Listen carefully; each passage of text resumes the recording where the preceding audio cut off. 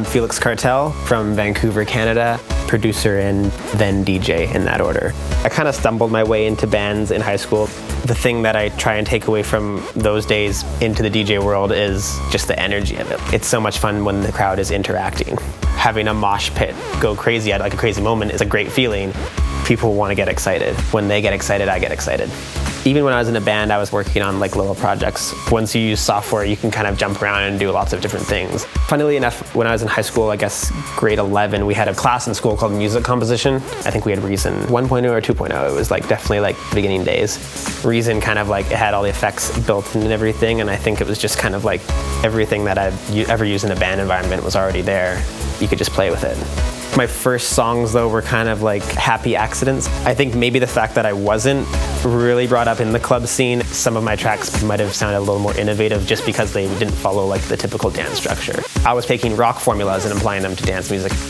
Maelstrom, I guess, was like the thing I used the most. I had Reason 3 while I was doing my album, and then Reason 4 came out, and I was like, I don't want to switch in the middle of things because like, I just want to get it done. Like I missed the Thor until Reason 5, and now I like that as well. So now I'm just kind of like in between Maelstrom and Thor. This track is called The Riddler. It's the B-side to my last release, The Joker. It's kind of the more melodic track on the record.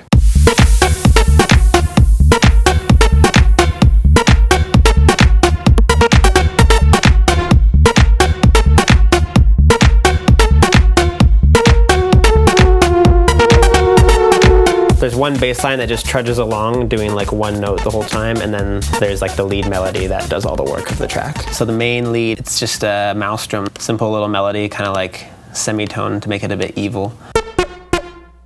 Bunch of other ones going with it at the same time. So that's 3 different synths together to kind of like give it some depth.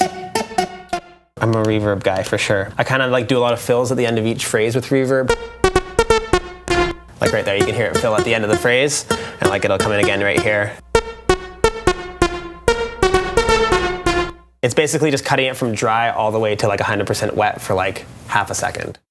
I have a breakdown where I fade in a full chord section. Right here on the modulation A, it's just the pitch.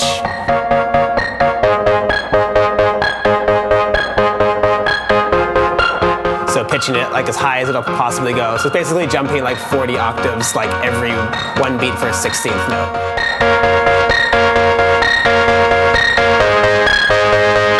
And then like if you look at the automation,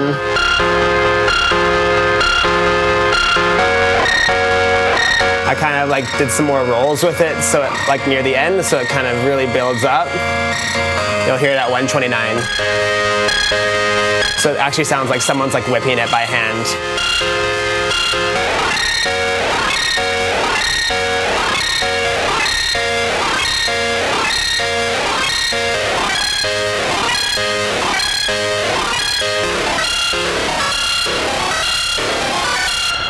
I experiment with like that pitch knob a ton on like a lot of my tracks.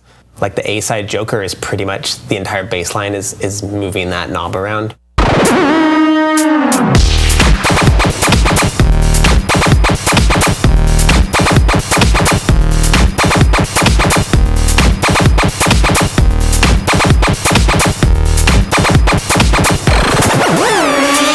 My theory with music is like every genre is a formula.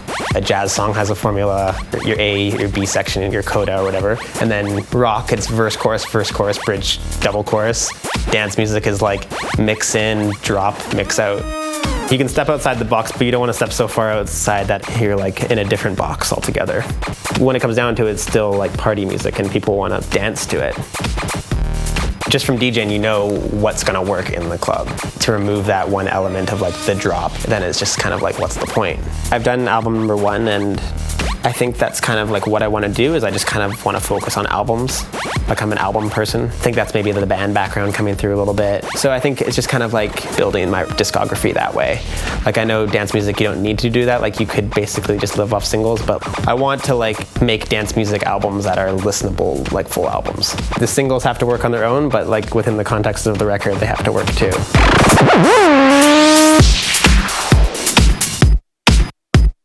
That's the formula I guess I'll be searching for the next few years.